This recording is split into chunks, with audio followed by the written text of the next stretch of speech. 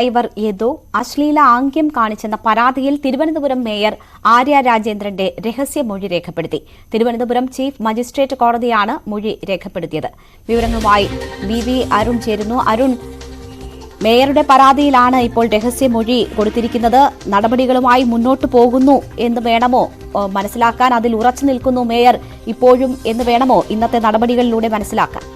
തീർച്ചയായും മേയറുടെ പരാതിയിൽ നേരത്തെ യദുവിന്റെ മൊഴി അന്വേഷണ സംഘം രേഖപ്പെടുത്തിയിരുന്നു.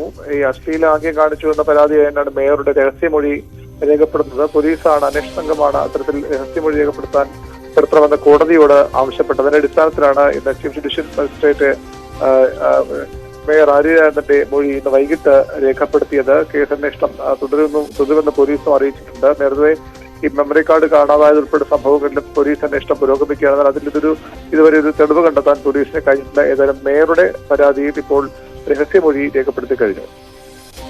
ശരി, വി അരുണാണ് വിവരങ്ങൾ നൽകിയത്.